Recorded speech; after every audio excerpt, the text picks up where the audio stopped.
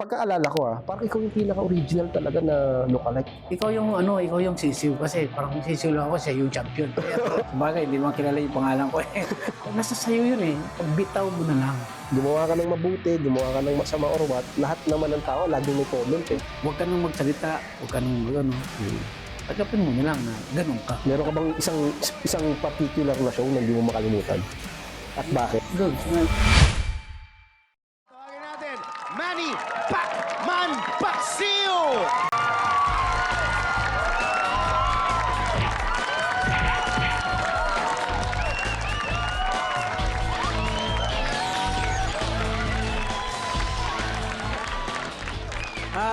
Magandang gabi. Ako po si Manny Pacquiao, ang kilabot na boksingero ng Pilipinas.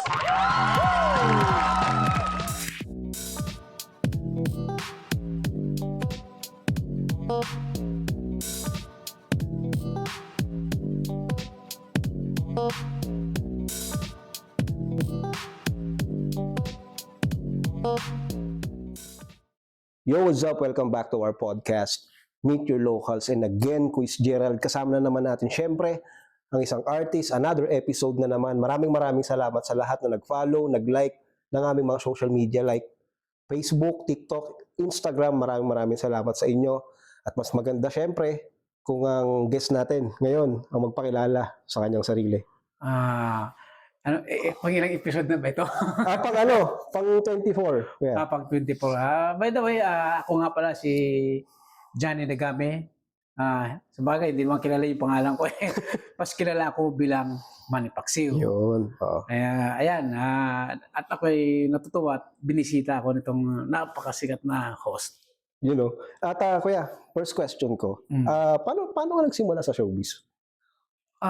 Nagsimula ako ng showbiz year of 2002. Doon kasi nagsisimula kasi doon ako nagtatrabaho sa ABS-CBN dati, yung extra talent nung araw. Yun yung nagbigay daan sa akin na upang makilala ako doon sa showbiz. Pero hindi naman sabihin natin artist talaga na yung sikat na kaagad. Hindi, ano yun eh, talent lang ako noon. Then, kasalukuyan yun yung namamayag pag unti-unti si Senator Manny Pacquiao. Kaya ako pumasok na, higit sa lahat, pumasok ako ng biglaan sa showbiz dahil doon sa kamukha kami. Yun ang, kumbaga yung mga taga-ABS-CBN, nakikitaan nila ako na may kamukha akong boksingero. Pero nung araw kasi hindi ko naman kilala pa yung mga boxing eh. Nung usong-usong Blue by Blue, si Manny kasi lumaban ng boxing yun na parang nagsimula siya sa Blue by Blue. Pero wala sa isip ko yun yung magkakamukha kami. May kamukha akong na boksingero. Nung una pa lang kuya, hindi mo, kumbaga hindi mo na-realize na may kamukha ka, ganun. May nagsabi lang sa'yo. Although, wala talaga sa isip ko yun. Wala talaga. Ganun. Hindi yung may boxing na sumikat na ganun. May kamukha pala akong magaling na boksingero. Wala pa yun sa akin yun eh. Nung time na yun. Nagulat lang ako kasi habang madalas kami sa ABS-CBN kasi open pa naman dati yung ABS-CBN, pumasok ka doon, mag-extra talent ka doon, ganun. Tapos, may mga bagay na minsan, uy, may kamukha ka, mga taga-ABS-CBN. May kamukha ka, boksingero. Hindi ko pa makilala yung Manny Pacquiao talaga dati. Kasi pa-prime pa lang si... Paangat pa lang siya as in. Si Sen nun, mas lalo siyang nakilala doon yung lumaban siya ng... Barrera. Hindi pa. Yung world champion pa lang. First time lumaban ng world champion. Kung sa ibang bansa talaga. Oo. Yun yung pagsisimula niya. Kasi ako nakilala ko si Sen Manny, si Idol, laban na ni Barrera eh. Ako. Kasi syempre bata pa ako noon. Ikaw kayo nung noon. Matanda na ako. Ano yung sa'yo yung pinakauna world champion ni... Doon mo siya na parang nakilala? Doon ako unti-unti na parang na kinukuha ng yung mga talent dati pagka may laban si Manny, as in ako yung minsan kinukuha nilang extra parang ini-interview. Alam mo, marami ding pagkakataon na ini-interview ako ng mga taga-ABS-CBN ng mga, kunyari pag may laban si Manny, ini-interviewin ako, yung mga ganun. Yun yung madalas na nangyari sa akin dati. Kaya ako sa tumagal-tagal ako sa ABS-CBN, parang nagiging tahanan ko na rin yung ibig dati. Parang kinukuha ko ng mga extra pag may mga comedy sitcom. Kinukuha ko. Parang, kunyari, si Manny Pacquiao. Anong sitcom kuya yung pinakauna mong nasamahan? Ang naging ano ko na napasok ko yung mga sitcom dati. Kasi una hindi pa ako kinuha ng sitcom noon. Comedy. Ano lang, parang gigest ako sa, dati mayroon pang TC Tomas, di ba? Yung TC Tomas, TC na tahanan yun eh. Nag-guest ako doon. Parang ginigest nila yung mga look-alike. Look-alike. Tawag naman sa amin, impersonator. Impersonator. Oo. Tapos yung kay Chris, yung Morning Girls dati, yung kay Chris Aquino. Guest din kami noon. Tapos hanggang sa tumatagal, dami ng mga comedy sitcom doon na ini-extra lang ako noon. Kasi dati naman talaga extra ako sa Humalong Dariles. Ako yun. Tapos yung What I Mean, Okay Fine Whatever. Okay Fine Whatever. Natatandaan ko yung kami ni Manny, magkakapatid kami doon ni Senator. Bago pa lang, parang sumikat na siya. Meron kaming sitcom doon na magkakapatid kami. Doon kami nagkalapit ni Manny nung time na yun. Siya din nung naglikha sa pangalan na Manny Pacquiao. Yun. Yun yung nagsimula doon. Kasi si Direk Manahan kasi, yun yung director namin dati doon. Okay, so ibig sabihin, si Senator Manny talaga ang nagbigay sa'yo ng pangalang Manny Pacquiao. Oo, siya yan eh. Kasi si Manny, kasi gumagawa pa kami naggumawa kami ng pelikula ng dati, yung lisensyadong kamao, si Director ni Bernal. Isa din yan sa nagsabi na Manny Pacquiao. Okay. Pero ang original talaga, si Manny kasi nagkukwentuhan kami habang nagtitipin kami doon sa loob ng CBN. Kakulit din yan si Manny pag nasa city, yung sa off-cam. Nakulit ako nun eh. Lagi ako, diyan po sa tubig. Siya sabi niya, ikaw yung sisiw. Kasi parang sisiw lang ako, siya yung champion. Kaya tawag niya sa Manny Pacquiao. Okay. Yun pagkasabi niya. So ibig sabihin, kay Senator Manny, yung original siyempre na Manny Pacquiao, siya yung parang nag-insist sa'yo na ito Manny Pacquiao kasi sisiw, ganyan. Sisiw lang ako. Siya yung champion. Diba? Yun yung talagang original na sinabi niya. Tsaka parang pagkaalala ko parang ikaw yung pinaka-original talaga na look-alike, no? No, kasi nung araw, hindi pa uso yung look-alike eh. Nakakasama na kami nung araw, yung may MTV pa sa tanghali. MTV. Kami Magandang tanghali ba yan? Kasama ko yung mga look-alike, si Bin Laden, Bong Revilla, pero pang GR yung singer. Kaya kasama kami doon sa sitcom minsan pupunta kami doon sa non-time show natin ng MTV. Minsan parang lang kami, parang paramihan lang ng tao doon sa loob ng studio. Tapos gigis din kami sa mga sitcom. Yung Home Along the Release, kasama na rin ako doon. Ako yung nag-guest ng last episode ng Home Along the Release dati. Kaya pag nakikita ako ng mga sunog baga, magagalit sa akin yun. Alam kung bakit.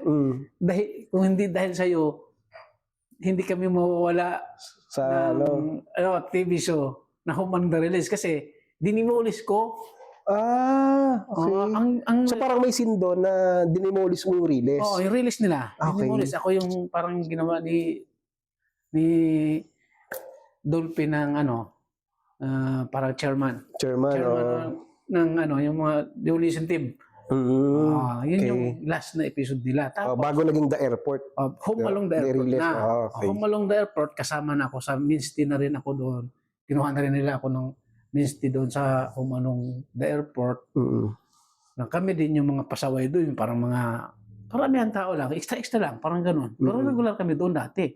Hanggang sa Home Along the Airport, tapos naging Quezon Ave. Makasama kami doon. Okay. Nung araw. Yung kasiyahan namin doon sa yung kasagsagan talaga ng mga talaga sitcoms, no? Sitcom comedy dati.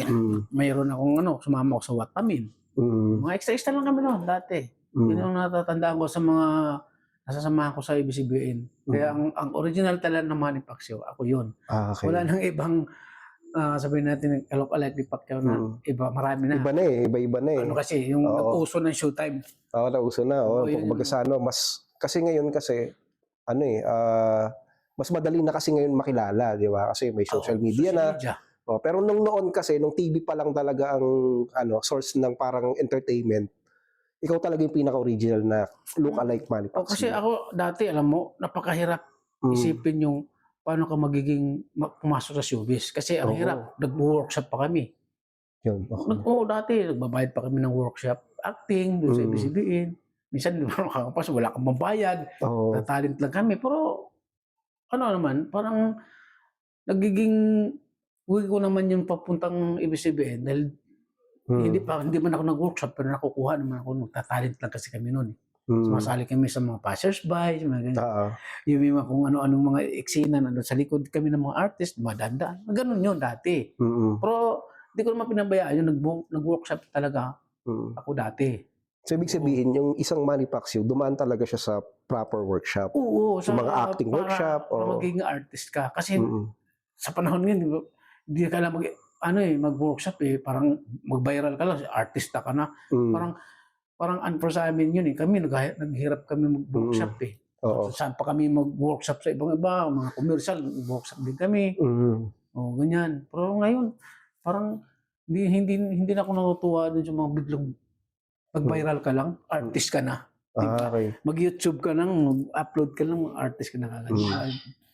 Yun yung pagkakaiba.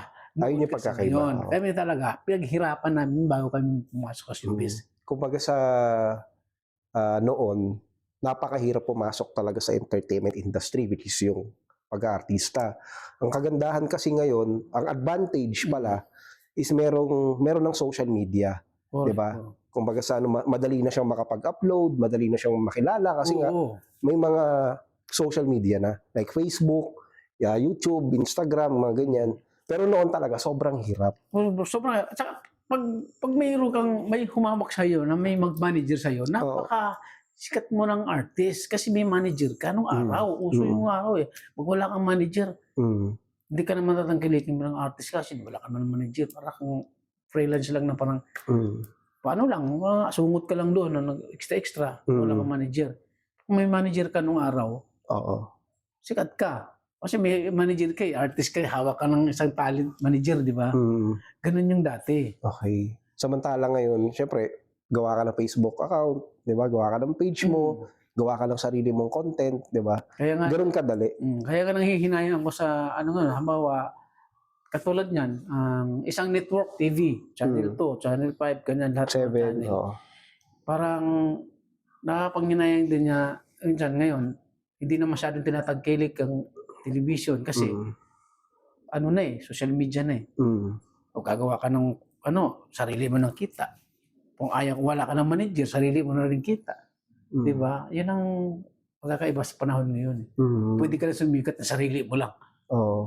Di katulad dati kami, kailangan pa kami pumunta doon, mag-taping pa kami. Hirap pa kami pumunta roon para lang sumama sa isang sitcom. So, ang nakita ko doon, ang insight ko naman doon, sa lahat ng mga, gustong gawin yung paggawa ng content, di ba? Advantage talaga ngayon. Kasi nga mayroong mga social media. Kaya kung halimbawa ikaw gusto mong gumawa ng content, kumbaga sa madali na lang, di ba? So, gamitin natin yung advantage sa panahon na to para at least makilala tayo, di ba? As a content creator, ganyan. Kaya mapalad tayo, di ba? Mapalad yung generation ngayon.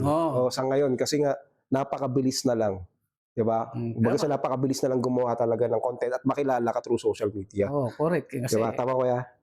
Kasi alam mo ba sa ngayon, lahat ng tao pag nag-post sa Facebook, artist ka na. Yeah. Yun ang kaibahan ngayon kasi sayang nga lang dati nung araw, nung pumasok ako sa showbiz hindi pa uso YouTube hindi pa uso Facebook ano kayo kung noon yun? Siguro mas iba na ngayon. Mas umangat pa. Sa bagay, at least malaking bagay na yung nagkaroon ka ng screen name sa isang industriya. Kasi maraming nangangarap na mga tao dati ng mga nag-aartista na gusto magkaroon ng pangalan. Maraming artist pero walang pangalan.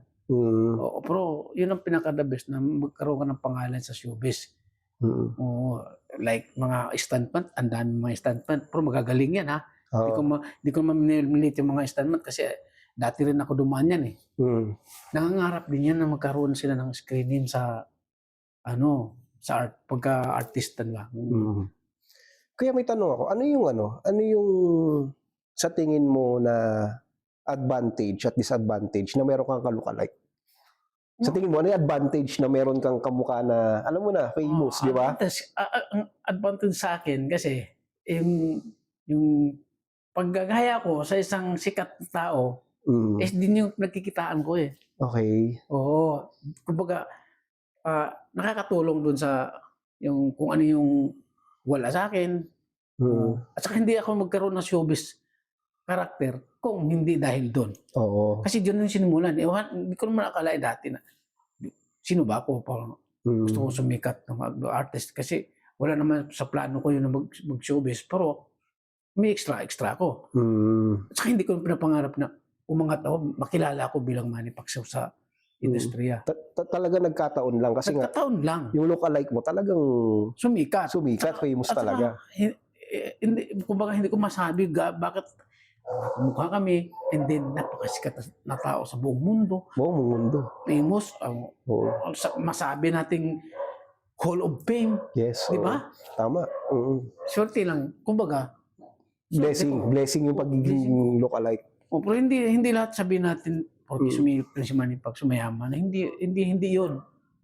Kumbaga, kung ano yung dati ko, ito pa rin ako ngayon. Yun. Hindi tayo yung sabing mangat na tapos nag-iba ng ugali. Hindi, walang ganun. Okay. Pa rin. Minsan ba kuya, meron ka naiisip na parang, yun nga, yung parang, ano yung, mahirap ba maging lookalike? Minsan ba sa isang mall, di ba, napagkakamalan ka, kinagkakaguluhan ka, ganun.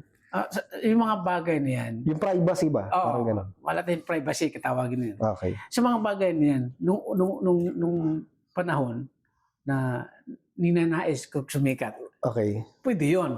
Yung parang, gusto kong artista para sumikat, pakilala. Pero yung nakamit ko na, na-realize ko na, parang gusto kong ibalik yung dati. Okay. Tahimik ng buhay. Oo, kasi tulad niyan, pumunta ka na ng palengke, maglalakad ka sa mall. Tapos pag sinabi, si ano yan ha, si Manny Pacquiao yan ha. Maglalakad na lang ha. Di ba may ganun option na tao eh. Basta naghihirap si Manny Pacquiao. Hindi ka naman makapagtrabaho. Alam mo, magtrabaho ko sa palengke. Kung magtitinda ka, kung maglalakula ko. Pag nakita ka ng tao na sabihin sa'yo ng tao, kumbaga, wala kang privacy. Minsan nami-misinterpret nila. Oo. Parang malit na si tingin sa'yo. Kasi, dating artist, sikat yun dati. Di ba? Doon mo maisip na. Parang, hindi maganda rin sa akin.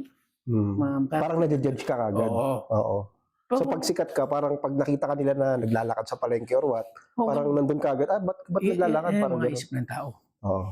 So yun yung parang mahirap para sa'yo na... Mahirap na. Kung gusto niyo mag-artista, okay.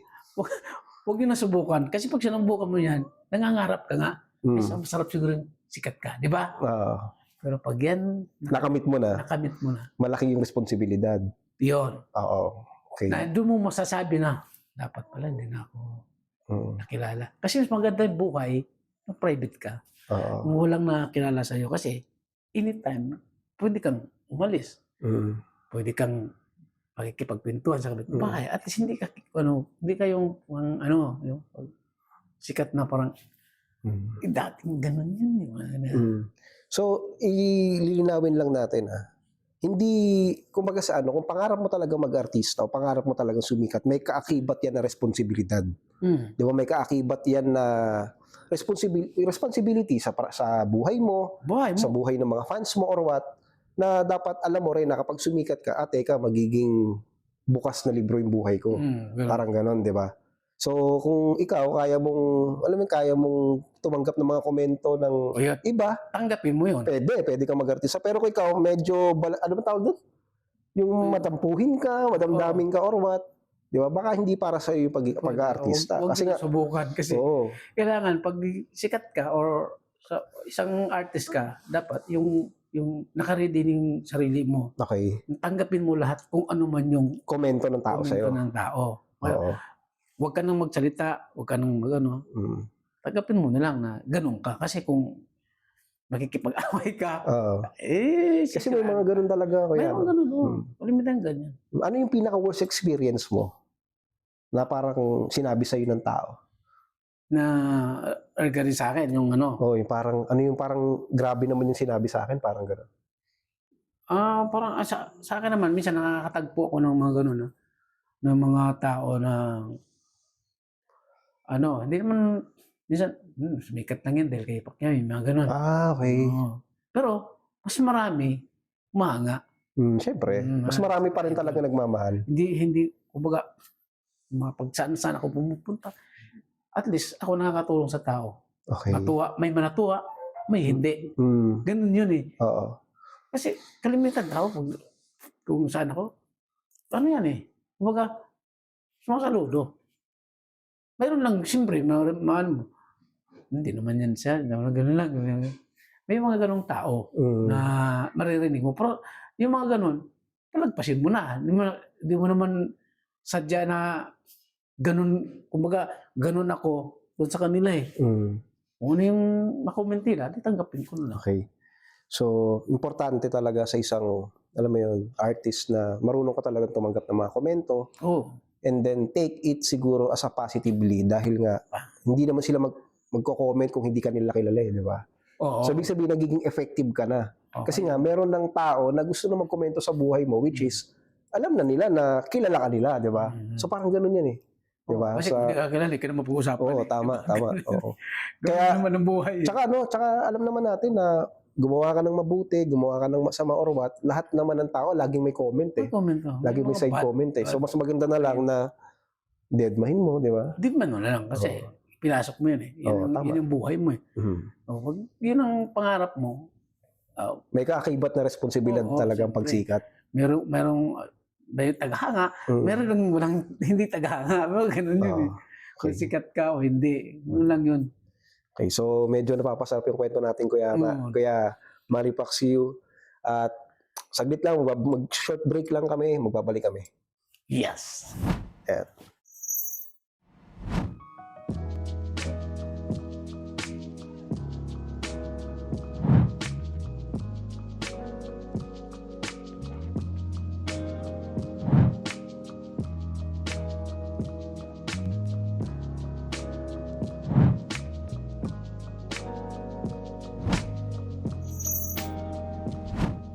Welcome back sa ating episode ngayon.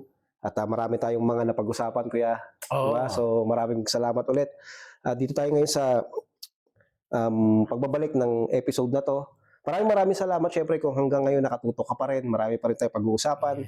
Kuya, bilang isang Manny Pacquiao, ano na yung mga naging, kumbaga sana narating or naging shows mo or what? Actually, pag talagang nung pumutok na yung Manny Pacquiao, marami kasi nag-i-invite sa akin. Hindi sa Pilipinas, meron sa ibang bansa. Okay, international din. International na. Nung nagiging international ako agad, di ba? Na-invite ako ng Dubai. Okay. Sa, ano yun eh, sa coffee, ano man tawag nun? Basta, sa Emirates ba yun? Okay. Tapos, nag-Malaysia ako. Nag-Brunei. Oo, yung mga ganyan, mga na-experience kong mga lugar na napunta. Bansa. Nakailang balik ako sa Malaysia. Malaysia talaga ako na maraming show nung araw. Yun yung mga, tapos dito sa Pilipinas, ikot ko na buong Pilipinas. Alam mo, sa totoo lang talagang hindi ko na makakalain na gano'n. Kasi kung tutuusin lang, hindi ako marunong magpatawa ng araw eh. Kasi tahimik na buhay ko lang yun. Pero kumbaga kasi hindi mo makakalain eh. No? Hindi makakalain. Natutulong ako dahil sa, kumbaga, dahil sa mga workshops sa na pinanggalingan ko sa IPCBN, mga tsaka may nagtuturo din sa akin na, uy, mag-comedy, ano ka naman, dahil dala mo ang pangalan ni Manny Pacquiao. Bilang comedy. Kasi bago ako sumali ganyan, nag-aano ko eh, sa mga bar, sa mga Risto Bar, ganyan. Mm. Nagko-comedy din ako doon. Oo. Kanta, tapos kinakanta ko yung kanta ni Manny Pacquiao. Mm. Saka may sarili din ako. May mga ano ka, tawag dito, yung Album. kanta ni Ni Manny. Manny Pacquiao. Oh. Ginagawan mo siya ng parang skit, ganon. Pinakanta ko yung Oo. kanta niya. Ano ba yung isang kanta niya na ginawa mo ng, skit? Yung parang binago mo yung lyrics o gano'n Ano na version tawag Oh, na? ano tawag doon? Version. Version. Na kanta. Anong kanta yung... Kanta niya na lalaban ako, ginawa ko yung maglalaba ako. Okay. Pwede nga konting linya ng konti. Yun yung maglalaba ako sa inyo Okay. kahit na walang sweldo. So, ayun yung pinaka parang... yung kanta ni Manny Pacquiao, ginawa mo siya ng parang comedy version. Yun, ang gumawa ng lyric niyan, si Dito Camo, si Blank Tape. Kaya pinag-ano namin, ginawa namin kalukuhan ng kanta. Pero okay naman. Ayun yung kinakanta mo kaya sa mga shows mo? Ang kinakanta ko madalas yung nagsushow ako, yung para sa'yo ang laban na to. Okay. Tapos may mga originals ka rin. Meron. Yung mga kanta ko na mga original, siguro nasa naman. Ang iba niya nasa Spotify. Oo.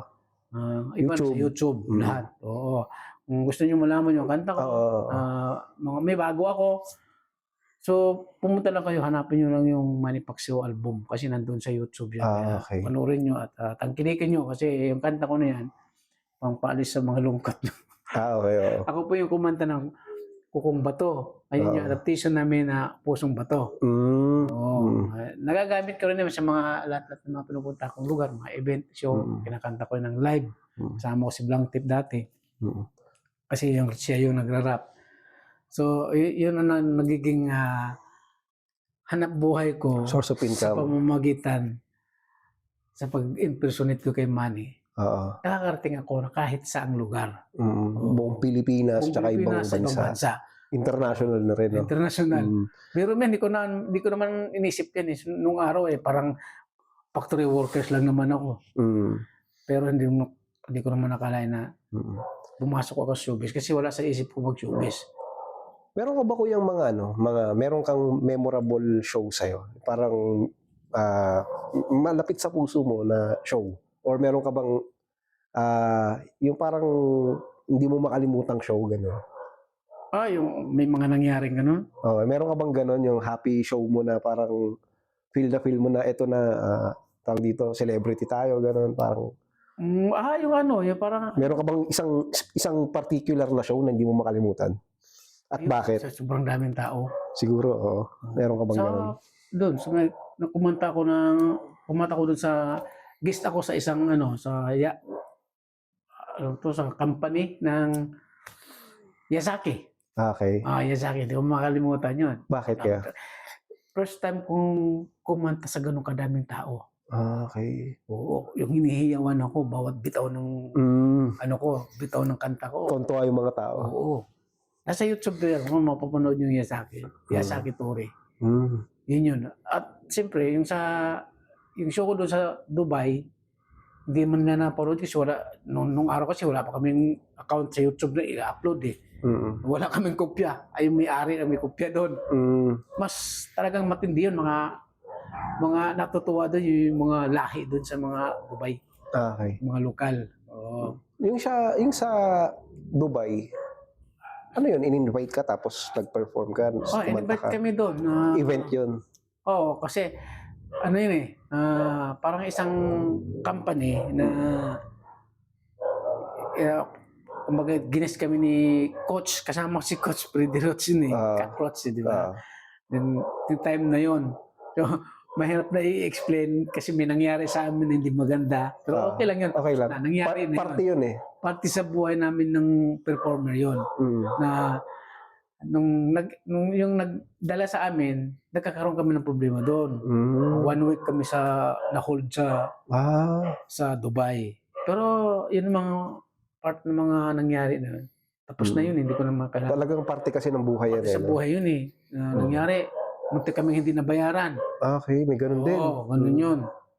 Yun ang naging... So isa yun sa mga hindi mo makalimutan na show kasi talagang parang Yun yung sa Dubai, ang nangyari doon, hindi ko talaga makakalimutan yun. As in, kasi nangyari na wala sa isip. First time pa namin yun na mag-show. ng gano'n na muntik kaming naloko. Eh, siyempre ako laban ako. Ano ba naman ang Manny Pacquiao? Oo. Palaban to, di ba? Siyempre. Lahat yun, natapos namin yun. Mm. Pero doon din nalikha namin yung nakagawa kami ng music video ng kanta ng Maglalaba Ako Doon. Sa Okay. pamamagitan din doon. Doon namin nabuo yun. Mm. So yung mga ganun, natapos na yun, yung mga problema. So kung sino ka mang, kung maalala mo ko, yung tao na yun na makapanood ka man sa akin, hindi ko binabanggit lahat ng mga nangyari sa inyo. Basta experience ko lang sa Dubai Oo. na ginawa nyo kami ng hindi maganda bago kami umuwi. Alam mo na yun kung sino ka. Ganun lang, oh. So, shoutout sa'yo. Sana Shoutout sa'yo. pagpalain ka pa. Kung God bless buhay you. ka pa or nandyan ka, bahala ng Diyos sa'yo. Ayun. God bless. God bless. God bless na lang. Oo. So, Magkikita din tayo, baka biglang magpatawag ka ng event. ayun, yan. Tsaka ano kaya, Manny, ano yung, sa tingin mong may papayo mo sa mga, alam mo yun, mga generation ngayon na gustong pasukin ng comedy creation, di ba? Oo, ang mapapayo ko lang, wala namang masamang gawin mo yung nararapat sa gusto mo. Kung lalo na sa mga kabataan ngayon, hindi mo naman kailangan na pipilitin kasi ngayon, kunting kimbot mo lang, bigla ka nang sumikat eh. Oo. Oo, nasa sayo naman yan kung gawin mo yung gusto mo. Pero, huwag mo pagsisihan pag ginawa mo. Kasi pag sumikat ka, andyan lahat ng mga problem na kumbaga, patatanggap pa sa sarili mo yung mga ibang ayaw sa'yo, meron din gusto sa'yo. Kaya, sakyan mo na lang kung ano yung buhay mo. Okay, parang challenge yun Challenge yan. Oo. Huwag ko naman sinabing, sige, subukan mo yan. Nasa sa'yo yan. Pag itatry mo, tanggapin mo na lahat kung ano yung marireceive mo. na Sarili mo. parang Pagdating sa mga responsibilidad, tao, parang gano'n. responsibilidad mo yun. Kailangan mong gampanan bilang ikaw. So, ano pa kaya Manny, yung mga bagay na sa tingin mong kailangan meron ng isang tao bago pasukan yung comedy? Okay. Kailangan talagang matalino ka or Okay. hindi naman ang bilang comedy kasi hindi naman yan nakukuha sa pag-aaralan mo, hindi. Kumbaga, Gifted. oo, yung kumbaga ng sasabihin mo. So, kumbaga, parang likas sa isang tao, parang likas sa isang tao na may comedy side May siya. comedy meron namang dramatic naman siya. Meron naman dramatic naman. Oo. Depende sa pag-deliver ng Depende. ano mo. Oo. Tsaka huwag kang umasa sa script. Kailangan pag komedyante ka, adlib na lang. Kailangan magaling ka rin umadlib. Adlib lang yan. Kasi naranasan naman namin yan. Nung araw pag kami nag-acting kasi ako hindi ako sanay sa drama pero napipilitan ako mag-drama. Pero hindi ako marunong umiyak. Komedyante lang talaga ako, parang gano'n. Comedy lang talaga roles namin. Okay.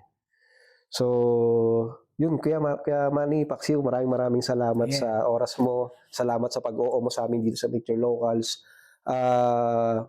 Bago tayo matapos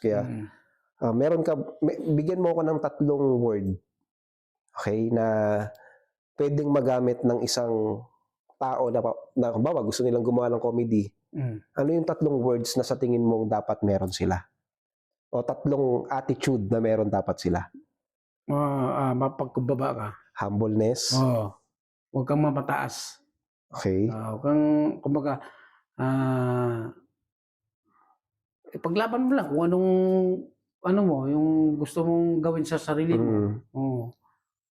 Tapos, siyempre, una-una, God-fearing. kumbaga, sa Panginoon, huwag makalimutan. Glory to God. Siyempre naman. Pangatlo. Kasi kung wala ang Diyos, wala ka ngayon. Okay. Tandaan natin yan. Pangatlo kaya? Yung pangatlo naman, siyempre, magiging happy ka kung nandyan ka sa isang rorok ng pangarap mo. Always happy. Always happy ka lang. Okay. So, Siyempre, punong-una sa Diyos talaga. Kailangan natin tulong syempre. na. Maraming salamat. Syempre, unang-una sa Panginoon sa palagi pagbibigay sa atin ng, alam mo yung magandang kalusugan, talino, wisdom na ginagamit natin sa pang-araw-araw. And syempre, Kuya Manny Pacquiao, aka Manny Pacquiao. Kuya Johnny, maraming salamat sa oras mo, sa time mo. At saan ka ba namin pwedeng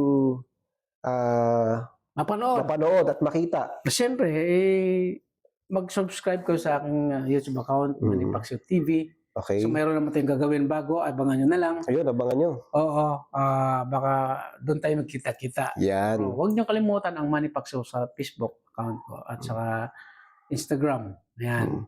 Tsaka siguro, Kuya Manny, syempre, may laban yung idol natin, di ba? Ay, oo nga pala. Pwede ba, Kuya, ikaw ang magbigay ng intro dyan? Sa lahat ng mga kababayan natin dito sa Pilipinas, at bukas na yung laban. Bukas ng umaga, sa 8, magsisimula ang unang mga Rounds, mga laban. Mga undercard ng Pilipino boxing natin at iposuportahan dahil bukas na po ang laban ng ating pambansang kamao ng aking kamukha. Kaya huwag niyo kalimutan manood. Suportahan natin syempre si Idol pagdasal Manny natin sa Pacquiao. Panginoon na naway walang masamang mangyari sa ating pambansang kamao kasi idolo natin yan. Kailangan Pride of the Philippines, Siyempre. 8th Division World Champion, di ba? Kilala sa buong mundo, Hall of Famer of Boxing. At syempre, papasalamat tayong lahat sa Panginoon. So yun lang. Maraming salamat Kuya Manny Pacquiao. Thank you. Kuya Maraming Johnny, salamat sa thank iyo. you. Thank you. Marami kaming mga gagawin. Abangan nyo na lang sa aming mga Facebook pages. Follow nyo po. lang yung bago nating Yes. gagawin. Sa segment na gagawin ni nakakatuwa to Yan. or bahala na kayo maghusga Yan. kung mapanood nyo na kung ano yung mangyayari sa aming sitcom. Yan. So maraming salamat again, Kuya Gerald and Kuya Manny Pacquiao. Abangan nyo kami sa lahat ng mga gagawin namin. Follow nyo kami sa lahat ng mga social media sa namin. MYL Podcast sa Spotify, sa YouTube, sa TikTok. Maraming salamat sa inyo. At salamat sa mga likes and shares ninyo. Follow nyo na kami sa aming mga social media. Salamat. And again, Kuya Gerald kasama si Manny Pacquiao. Episode 24 is now signing off. Maraming salamat sa inyo, guys. I love you all. Alright.